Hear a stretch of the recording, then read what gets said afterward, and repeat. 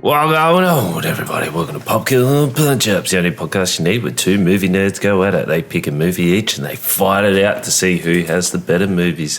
I always pick action movies and fun movies. Lawson always picks art house schlop. Although except this week, we've flipped the script a little bit. Very roles reverse, which is bizarre. I wasn't quite expecting that, but who knows? Who knows? Life is like a box of Reimanns. You never know what you're going to get. Yeah, take that, copyright. You can't get me. I've been up for a little while. I've been watching lots and lots of soccer this morning, so I'm getting loopy and lots of energy. Arsenal just won 5-0. And the man behind the mask just banged his first goals in. Loved it. Don't know who that is. So, Victor Gyökeres. Why is he the man behind the mask? Does he wear a mask? No, he's got a custom celebration. And he's like, nobody knew who I was until I put on the mask. And now his custom celebration's like this. Oh, my God. Yeah, you do. Oh, God. Yeah. He was good. But, you know, you're not here for sporting news. That's a whole different podcast in itself. Go watch ReimannTV's bloody, what do you call it, like soccer transfer videos and stuff. Yeah, come get them. But movie news. There's a bit of movie news coming. So with the remake of The Running Man, which I'm still surprised they picked Glenn Powell to play in the remake. That was Arnie. They reckon this is going to fully release him to be an action star. So he's been pushing for that for a while. Yeah, but do you know who is directing this? No. Edgar Wright. Oh, right.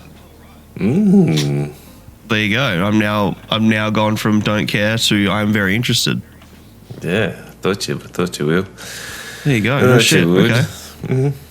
Well then, I will watch this. I'm now excited for this.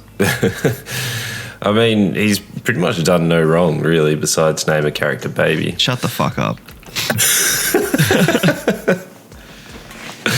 No, he's done no wrong. He's done nothing but great. Yeah, right. I didn't love Soho, but anyway. No, well. He's weakest.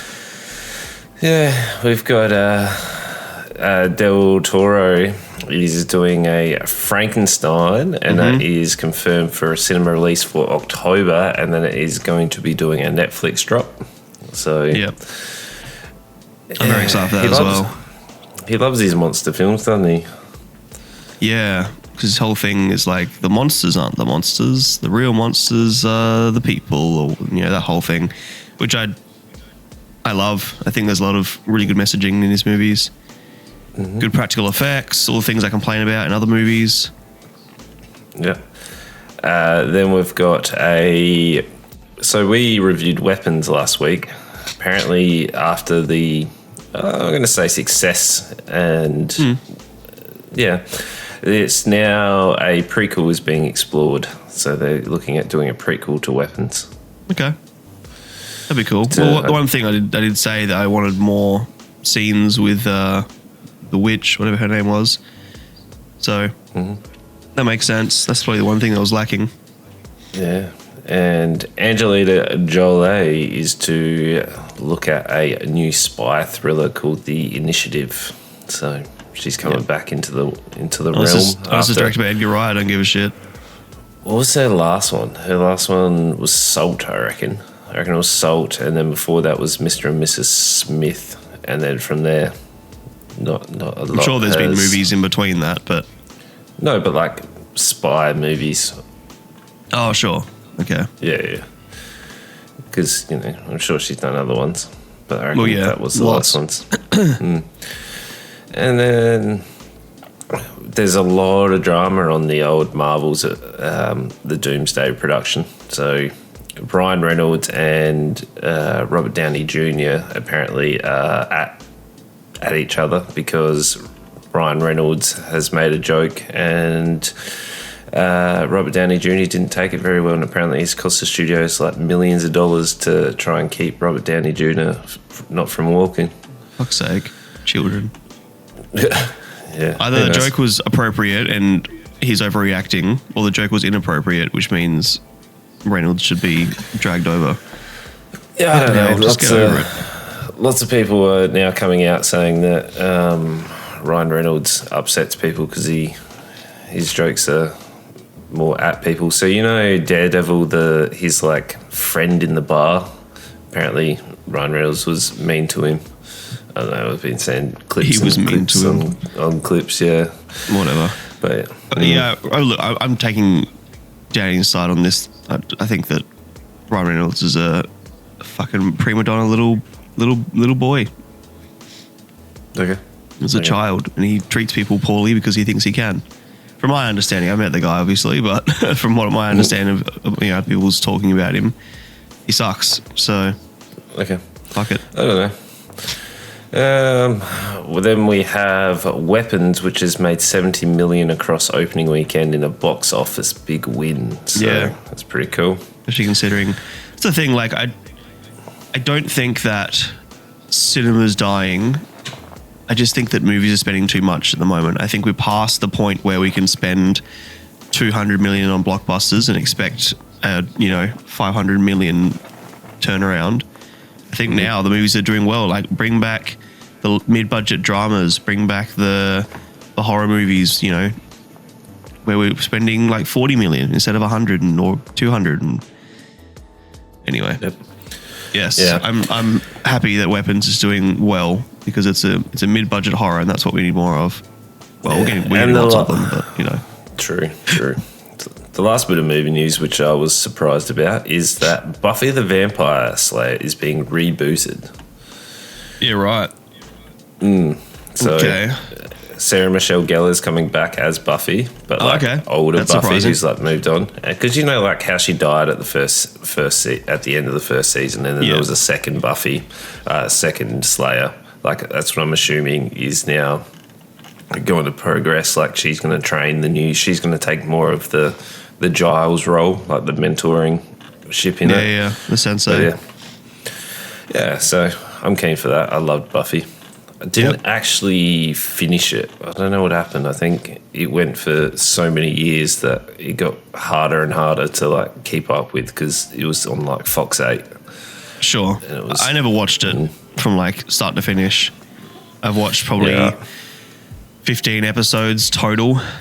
I know like the ins and outs of the story progression, but yeah, I never sat down and like watched it.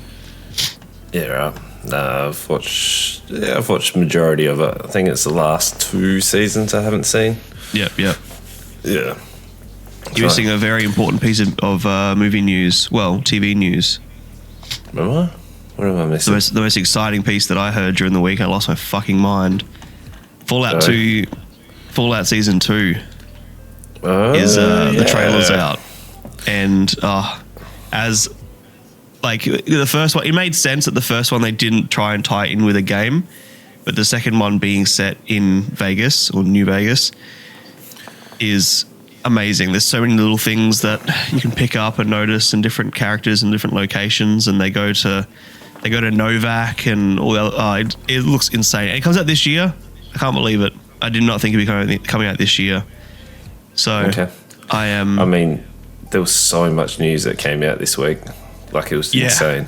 Oh yeah, there was actually. But yeah, I'm so fucking excited. I can't believe how much I love that show and how much I want the next season to be just as good. It will be. Okay. I enjoyed the first season, but I'm not as super heavy into it as you are. Yeah, of course. It was really good. I restarted New Vegas during the week. As soon as the trailer came out, I started that night. I've been playing it all week. Also, I did see that Devil May Cry Season 2 trailer came out. So we get to see more of Virgil. I'm keen for that. I didn't finish Season 1. What a shit. You didn't? It was good. I really liked it. I don't know. For me to sit down and watch animation, I need to like really like it. Yeah, right. I don't know. It's the standard Lawson ADHD. Starts it, moves on. Yeah, Lots of things. You need the tism to balance it out. Yeah, no, I don't have that side of the coin. No. It's all distractions all the time. Yeah, you only got one side. I got both sides. Yeah. But let's move on to one of our first picks, which is what we're doing. We're doing Eenie Meanie first. I'm not fast. We can do Takopi. We sort of last week we didn't do the regular, change order. So, all right, let's do the heavy material first then. Okay. Yeah. Yep. Sorry to interrupt. It is editing Lawson here. I totally forgot that we didn't do a content warning at the beginning of this section. So just so you're aware, Takopi does deeply explore suicidal themes, depression, anxiety. It's about generational trauma and stuff. There's a lot about that too. So if that's potentially triggering for you or a dangerous topic of conversation, feel free to skip ahead. We also will be deeply spoiling this as well, and it's an amazing piece of media to watch without any content known. So if that's potentially triggering, or if you don't want to know about it, skip ahead. There'll be timestamps in the video. But otherwise, let's get into it.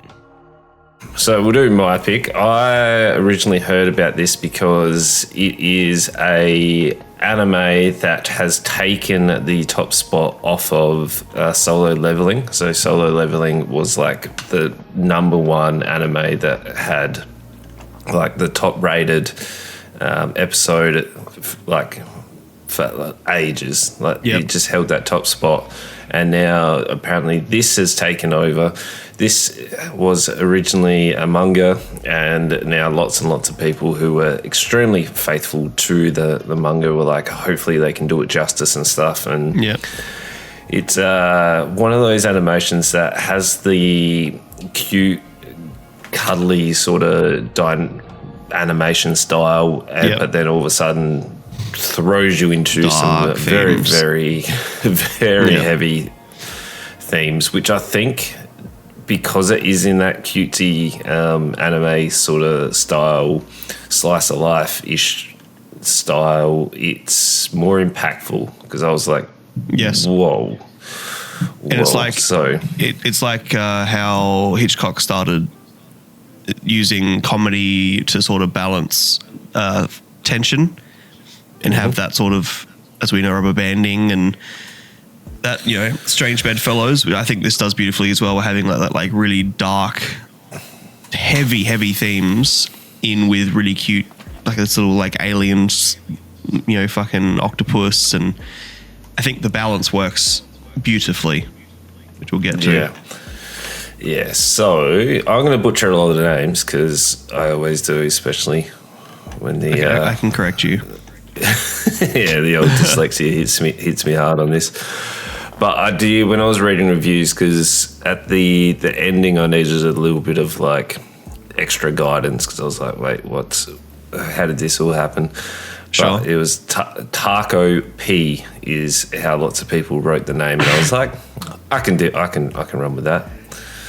So I was like, it's Takopi.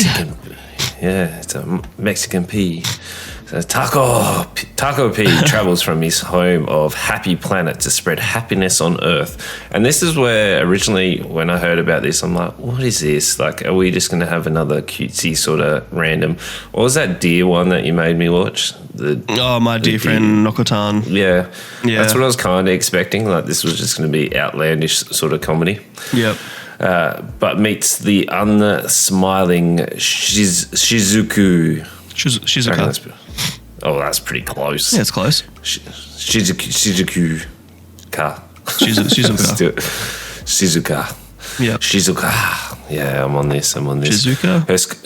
I'm not sure. If it's Shizuka or Shizuka. It's probably not important. Sorry. No, her school friends and home life are causing her somber expression, and pure-hearted Takopi is determined to change things. Yep. So we're presented for the first 3 episodes a nice little world building and explanation of Takopi's like use of technology from his home planet of Happy Planet. Yep. And he has a number of gadgets, like he has these wings that can fly, he has a camera that can take a picture in time, and then when he feeds the picture back, he can go back in time to that point. What other magical devices he has? He has a DNA phone where you put DNA and you can turn into that person. Yep. He has a capsule that can change in size, and whatever you put inside is preserved. Yeah, that's right, because that comes into play.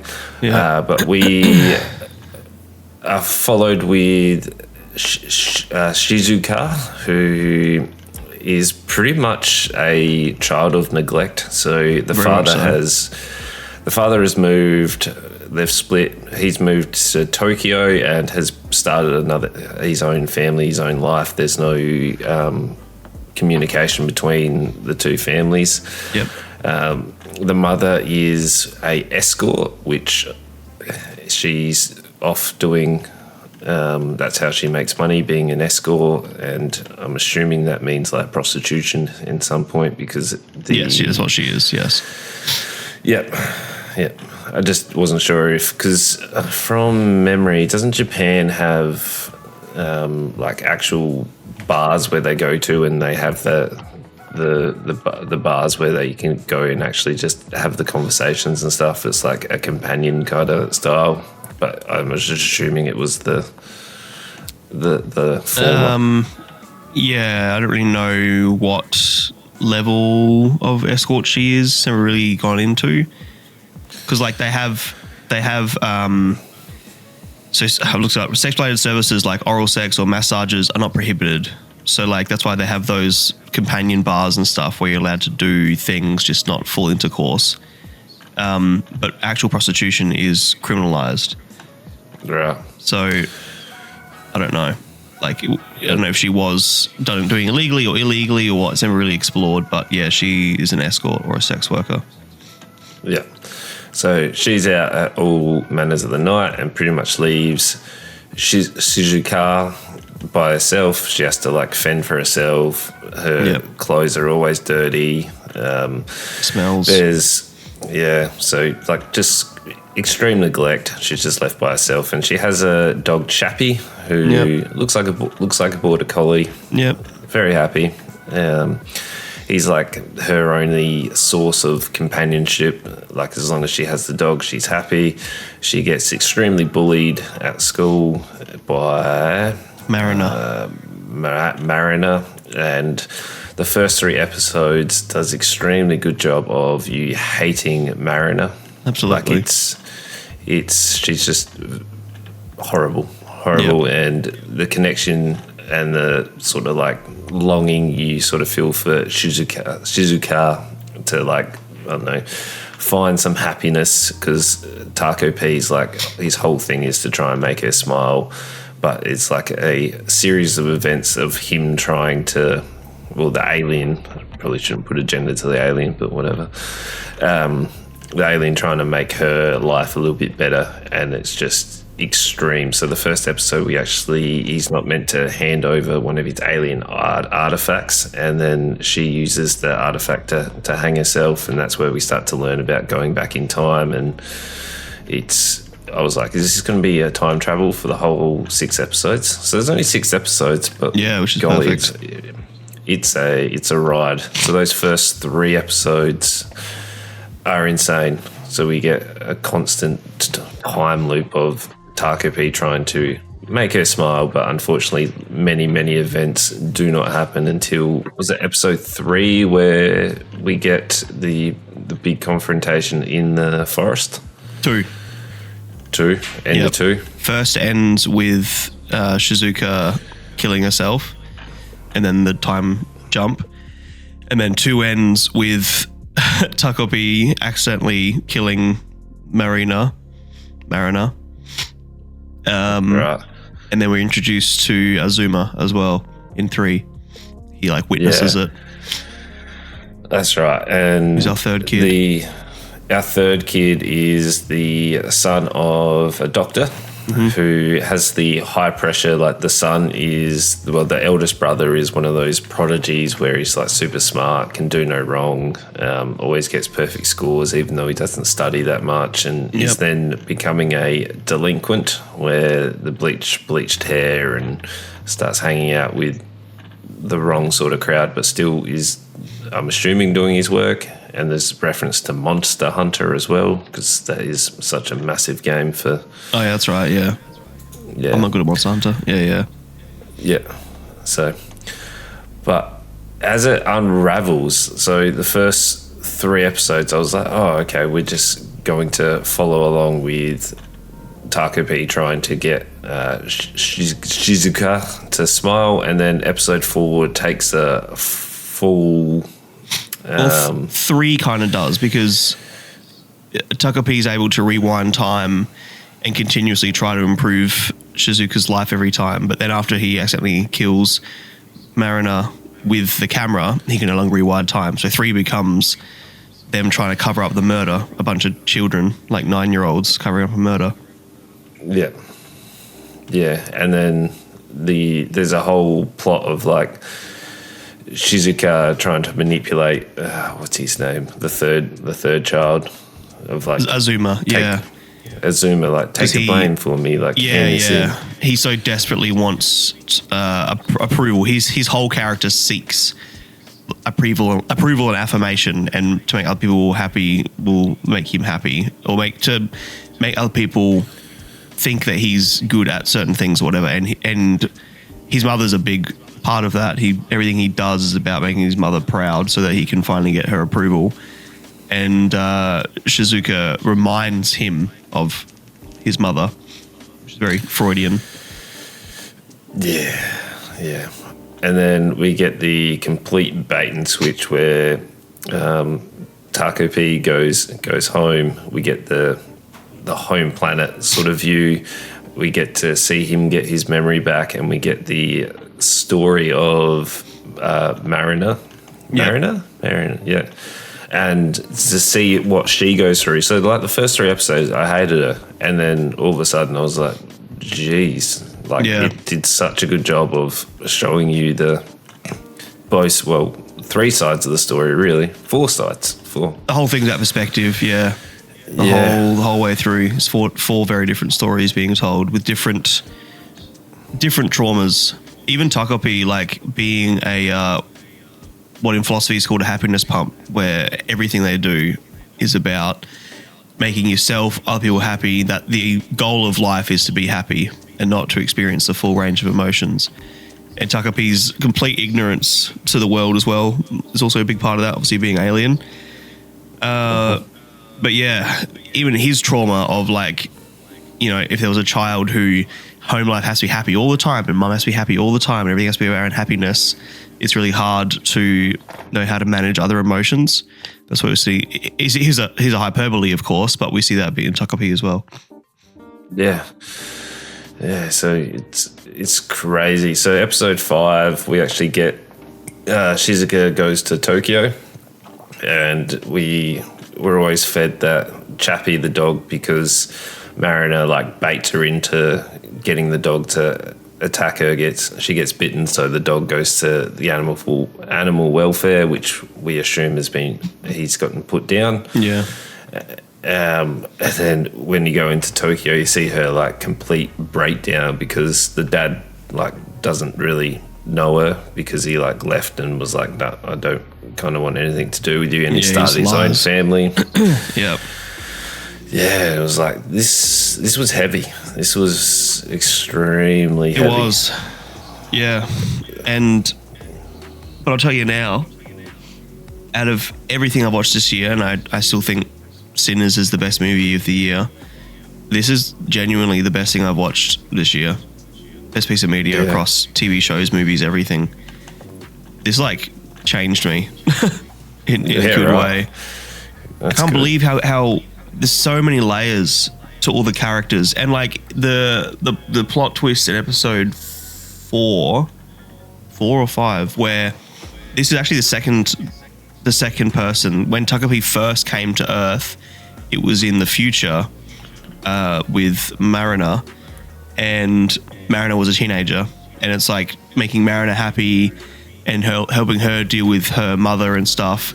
She meets Azuma and they start to date, but then Azuma leaves Mariner because he's always been in love with Shizuka from primary school. So then there's this big fight between Mariner and her mother, and more or less the mother dies because Mariner kills her own mother, and then she kills herself. So Takopi goes back in time to go kill Shizuka so that she can, if Shizuka never existed, then you'll be happy forever. And then when he goes back, because of the way he has to do it by going back to his own planet first, he loses his memories. So when he goes back, the story that we begin with, which is chronological, is actually the second time he's dealing with a happiness person. So I like that little plot twist, because I think it helps show us that the whole thing is about perspective. Like, when we tell the story through Mariner's eyes, Shizuka becomes the bad guy because she takes away Azuma and the happiness between Mariner and Mariner's mother. But then from Shizuka's eyes, Mariner's the bad guy. But from Azuma's eyes, his mother's the bad guy, which comes to the last point. The parents are the bad guys. Yeah. Every parent in this is either abusing or neglecting their child, either emotionally, physically, whatever. And it's just the whole piece of media is about generational trauma. Yeah, it was crazy. What do you think about the ending? So where they have Shizuku and Mariner have their like confrontation, and then the notepad spills out, and then there's a drawing of Takopi. Yeah, I like it because Takopi ultimately in the end he realizes that his intervening is what's leading to worse results. So he sacrifices himself in order to rewind one last time, which is very much Butterfly Effect original cut, and realizes that he has to not be in the picture in order for these characters to be happy. So then, but there's still like a rift in space and time that Takopi still has. Like these characters, they almost remember Takopi in the past and the present. So yeah, I like that. I like that because the message in the end is that happiness is talking, and that talking through trauma and communicating with people and having people to share these stories with is the ultimate way to get out of, these moments. And also talks about how in worlds like this or in darkness like this, it's a lack of love that results in, poor results. Not saying that love solves all, but a lack of love definitely damages all, because all these kids are experiencing a lack of love, especially children who are malleable and precious and neutrally good. I like the ending. I like the way, that Azuma doesn't need to be friends with these girls in order to have his connection. He has his brother, and these girls need each other. And Takopi doesn't need to be in the picture at all. Yeah, it was. I was pretty hooked on it. I was like, wow, this is crazy. I was and the swaps, very into it. The swaps between like, I don't know, the fun, happy sort of style, and then just bang, like straight into your heavy themes was like, I don't know, being smacked in the face. I was like, wow, that was extreme. And I think as mentioned earlier, the Takopi perspective of like, there's a moment where we see Shizuka and she's like being beaten the fuck out of. She's holding the collar just before she goes to kill herself. She's holding a collar of her dog, and we know as fellow humans that she's in a world of pain emotionally and physically. But when Takopi walks up, he's like, "Oh, you've decorated your face. Like, what's going on there? That looks interesting." Like that pure ignorance of Takopi's perspective it's almost like it's painful to watch, because it's not cute, even though that's sort of how the character's portrayed. His whole character is very naive and ignorant to all the pain in the world, and watching this little fucking honey child, little baby, get like the shit beat out of him when he was taking on the body of Shizuka, or when he takes on the body of Mariner. It's tragic. It's hard to watch, but it's honestly, like, the story is so good. I heard that they intentionally didn't. They intentionally cut off some sort of distribution rights because they were being told that they couldn't make it as dark as the original story was, and they actually turned down some distribution in order to make it true to story, which I love. Oh, that's good. Wow. Tell the story needs to be told. Yeah, I'm so into it. I've been like consuming stuff, other people talking about it. It's all over TikTok now because I searched on TikTok. People talking about it. Yeah. So I can see why it got such high, I guess, ratings as well. Yeah, it instantly goes into like my top 3 favorite anime. Yeah, right. Which is saying a lot. Not that I've seen thousands of them, but I've got some pretty solid tops. Yeah, that's fair. That's fair. What would you give it then? 5. Oof. No questions. Yeah, right. After the first few episodes, I was like a 4.5, but after watching all of them, it's a 5. Sorry, you're at a what? 4.5. Because no Arnie. If Arnie was the voice of Takopi, you'd be like, let's give it a 5. Let's go. Yeah, there's so much to discuss as well. But if you're watching this and you haven't already seen it, well, then we've ruined it for you. But if you are interested in going to watch it still, there's still so many more layers to the story that we haven't discussed. Like you could do a fucking hour and a half long video on the content of this. It's honestly insane. I want to watch it pretty soon, I reckon. And 6 episodes. It's very... 6 episodes, yeah. The first one's about 30 something minutes, and then it sort of drops back into your standard. And then it's 20 each or something like that. Which again, I've said it 1,000 times, and I'll say it 1,000 more. I love that we are letting stories dictate length of TV shows and movies these days with streaming. Yeah, streaming services definitely help that because like TV you used to have a strict schedule where you had to. Exactly.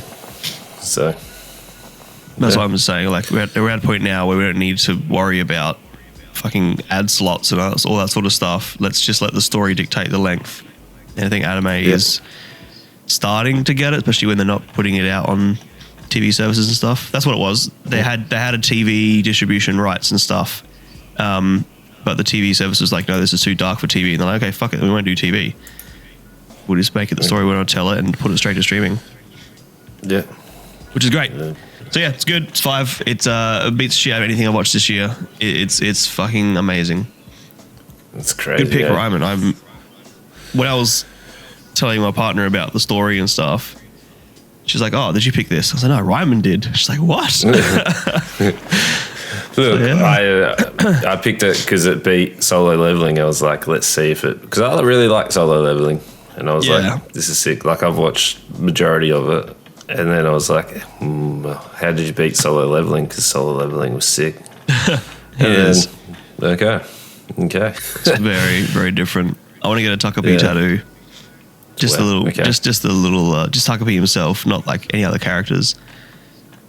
Yeah, fair. We'll go into the Lawson pick of the week.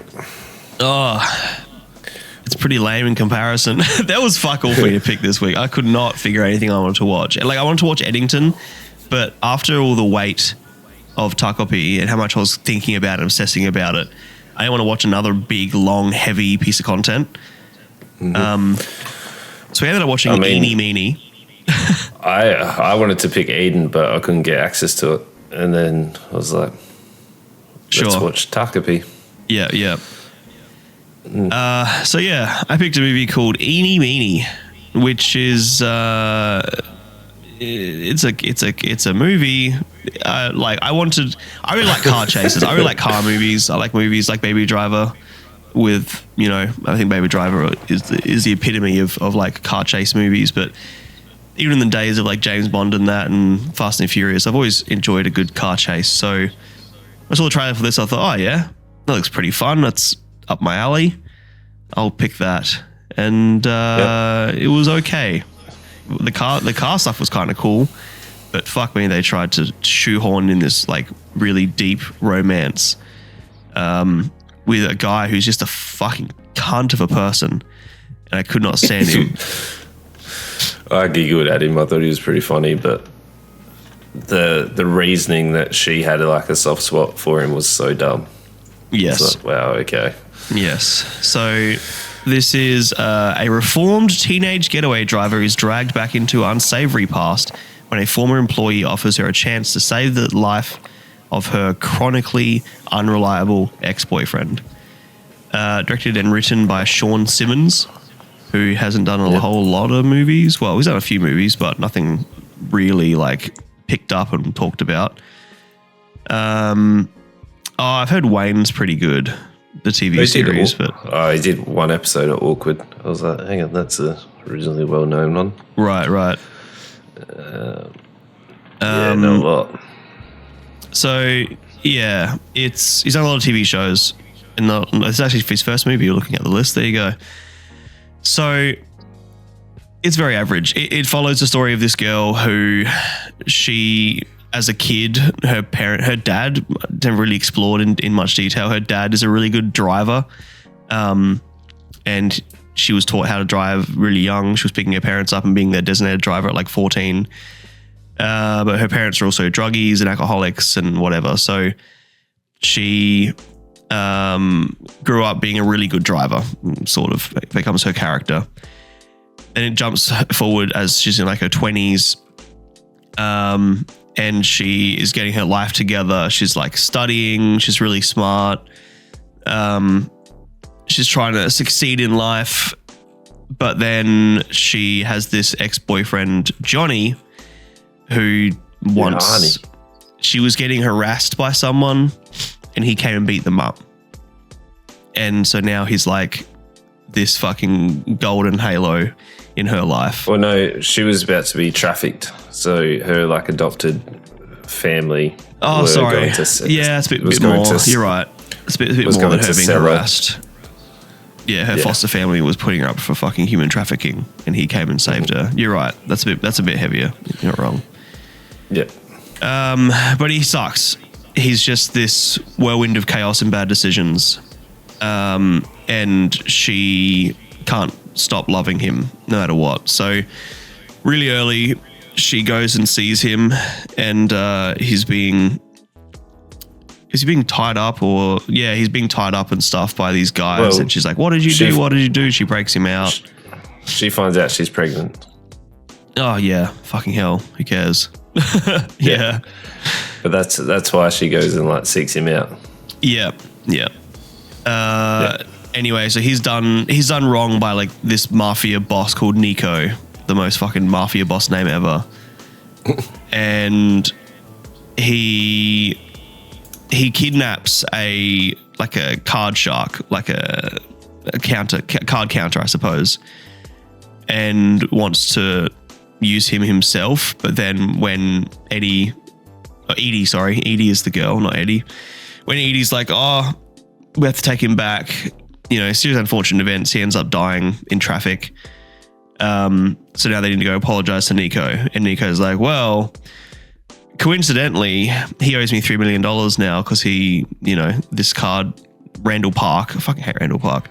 This card guy, Randall Park, Leo, would have earned me $3 million over the next few years. So now you owe me $3 million. And to do that, we're going to go rob a car that has $3 million in it because it's a prize for a poker tournament. So they plan this heist, and it becomes a heist movie for a little bit. And Edie's going to be driving, and she gets dragged back in, even though she tries to get out. And then it's just chaos. It's her getting the car, and more or less, the ending we expect, except they finally get it sorted. They get the car, they bring it back, and then John shoots everyone because he's like, let's steal the money and let's get out of here. And Edie's like, what the fuck? We were running from Nico our entire life.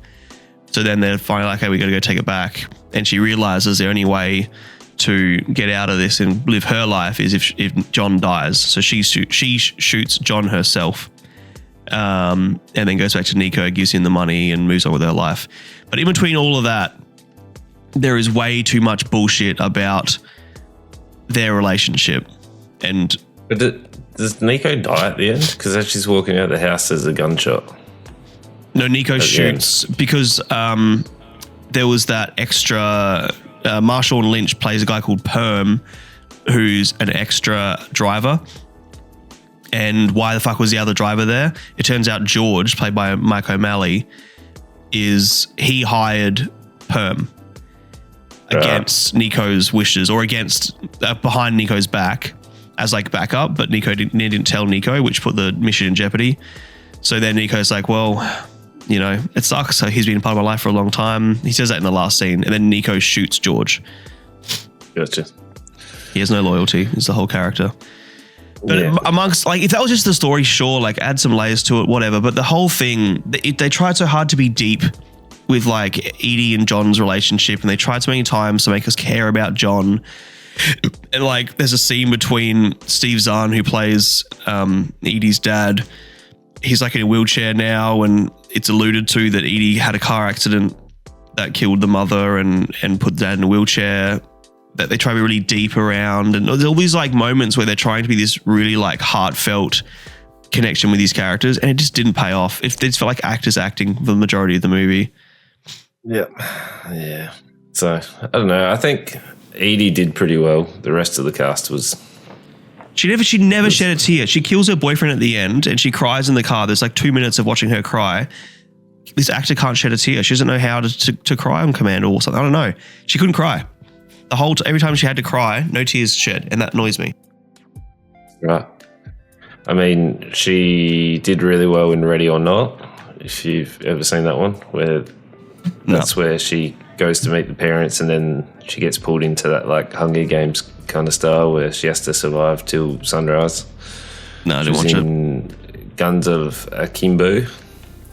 Oh, Guns Akimbo. Yeah. There are times where she's fine, and there are times where she just feels like an actor. I mean, she was the best one out of all of them.